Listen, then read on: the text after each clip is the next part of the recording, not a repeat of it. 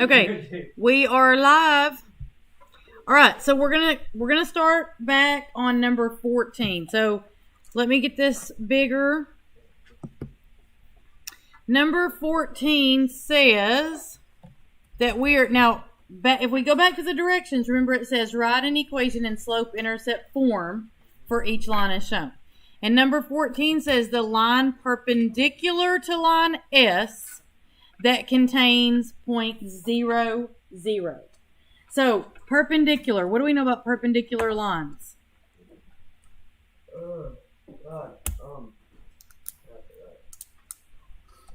Perpendicular, they make a right angle. They do. Perpendicular lines make a right angle. What else do we know about them?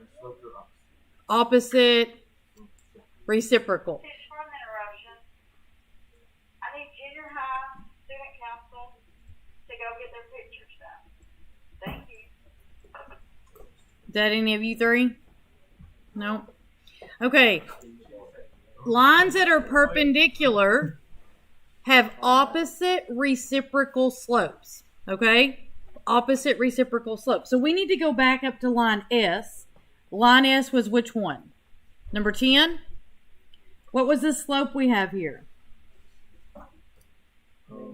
-2. So the slope of S is -2. So what's going to be perpendicular to that?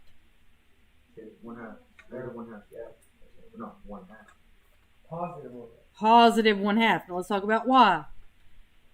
Opposite means opposite sign. So if it's a negative, it becomes a positive. Reciprocal, we got to flip it. 2 is not a fraction, but we can make it a fraction real easy by putting it over 1. So when you flip it, it becomes 1/2. So we now know the slope of our new line. Our new line slope is 1/2. We also know that it goes through this point right here, 0, 0. Now, tell me about that point, 0, 0. It what?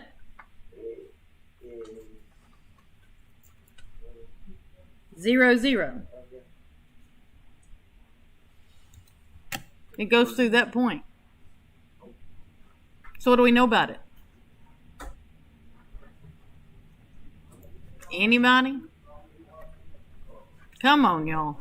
Come on.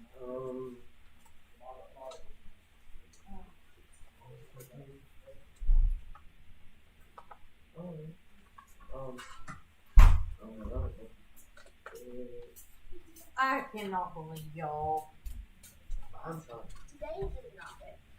This line, this point right here, 0, 0. It is the origin.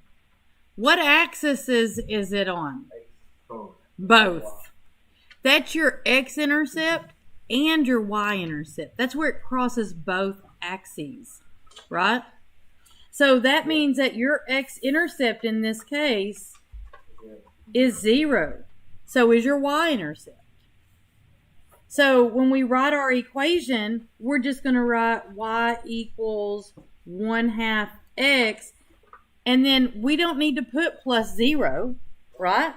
Because adding 0 doesn't change anything. So your equation is just y equals 1/2 x. Now, I do want to point out, you could put plus 0. There's just no point in it.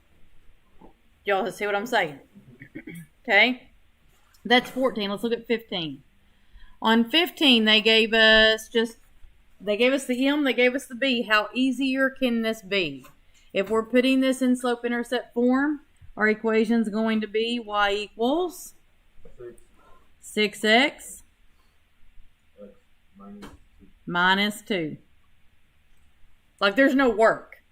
There is nothing to do on that problem other than plug numbers into y equals mx plus b. Number 16. Same concept.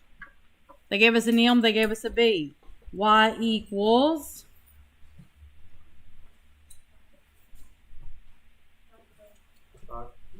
-5/3 x. And that's it. We don't need to put the plus 0. We could put the plus 0, it's just not necessary. Okay, now look what they gave us on 17. They gave us the slope and they gave us a point. But look at that point, y'all. What is that point? That is your y-intercept. They gave you the b, and we know that because the x value is 0. And the only place the x value is 0 is on your y-axis, right? So they gave you your b right there. So if we were to write this equation, it's going to be y equals... Negative minus. So you could do negative 1x or just negative x, and either one is acceptable, okay? And then what? Minus 6. You would not put plus negative 6, okay? Minus 6. All right, number 18. So number 18, they made it a little harder for us. They gave us a point that was not their y-intercept, and they gave us the slope. A point and the slope. Huh, have we heard this before? Point, slope. Remember point slope form? So remember point slope form is y minus y equals m parentheses x minus x, right? So we can just plug that 4 in where m is. And then we can plug that 2 in for our second x. And we can plug that 5 in for our second y, right? And we have the equation of the line. But we're not done. Because remember what the directions said. We need it in slope-intercept form. So we've got to take this equation, and I'm going to write it over here and then scoot over, okay? We've got to take this equation that we've written in point slope form and convert it to y-intercept form. And remember, y-intercept form has no parentheses, and there's nothing over there with the y. So we got to get rid of those parentheses first. What are we going to do? Distribute. Oop, I kicked the table. So 4 times x is 4x. 4 times negative 2, negative 8, right? Now what?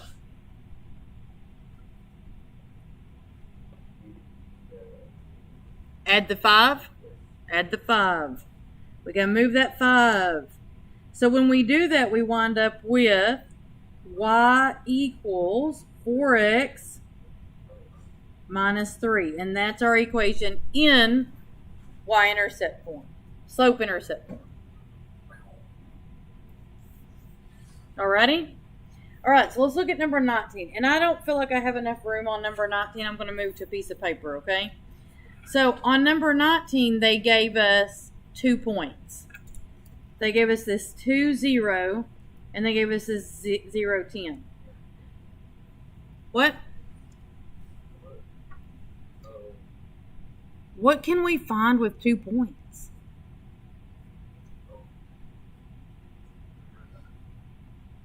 What y'all got? Y'all are more asleep than first hour was.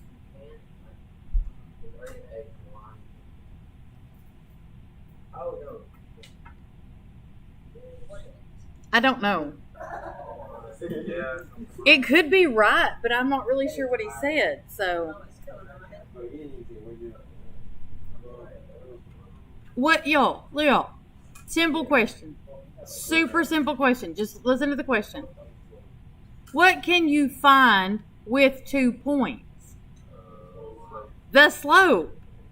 You can find the slope, right? So how do we find the slope with 2 points?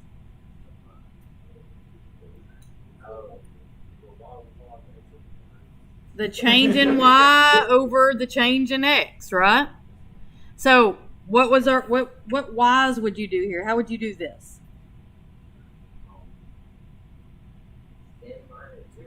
10 minus 0. All right, now we're starting. And then on the bottom, 0 minus 2. And you have to use that 0 because you use that 10 first, right? Okay, so 10 minus 0 is 10 over negative 2, which winds up being negative 5. So our slope is negative 5. What else do we need to write this equation in slope-intercept form? We need the intercept. And we know it. When they gave us this point where x is 0, we know that that's our b. So we don't have to go through a bunch of rigmarole. We know that we can write it as y equals negative 5x plus 10. However, I want to point something out to you. If they had not given us this point, if this had not been a point they gave us, so we're going to pretend like that was not a point they gave us, okay? We could use our found slope, the slope we found, in one of the points and put them in point slope, right? So let's do that with this other point to see what that looks like, okay? So if we put it in point slope form, we would have y minus 0, in this case, because we're going to use 2, 0, equals negative 5 times x minus 2. We're using that 2. Y'all see what I'm saying? So it's in point slope form, and then we can move that point slope form into slope intercept form by doing distributive property, right? So negative 5x plus 10. What's y minus 0 going to be? Y. Do y'all see how we get the exact same answer either way? Do you see how we could use the point slope form? If they didn't give us this, they gave it to us, so we used it. But if they had not given that to us, then we could have found it anyway. Okay, so that's number 19. Number 20. Look at us just rocking right along. So in number 20, they tell us that the x-intercept is negative 2, and the y-intercept is negative 1. They did not tell us what the slope is, though. But what do we know about an x-intercept? Isn't that a point? So if that's a point, how would you write it as a point? Negative 2, 0. What about the y-intercept as a point? 0, negative 1. So we know 2 points. And what can we find with 2 points? Slope. So our slope is going to be y minus y over x minus x. What's our y values here? What would you do? Negative 1 minus 0 over 0 minus negative 2. Watch those signs, right? So on top we've got negative 1. On bottom we have 2. So our slope is negative 1/2. What about our y-intercept? Yeah, like they told it to us. They literally said the y-intercept is negative 1. So we don't have to go find it or anything because they gave it to us. So our b is negative 1. So when we write it in slope-intercept form, it looks like that. Okay, how do y'all feel about these? Okay? Everybody good? Okay. So your assignment is the practice side, the whole thing. That's your assignment. Work on the paper, and then I will get the interactive worksheet done by tomorrow. I might have it done before y'all leave the room today. I just don't think it's going to happen. What, sir? I hate when y'all say things that I don't understand, and then you... Yes, I hate that. It drives me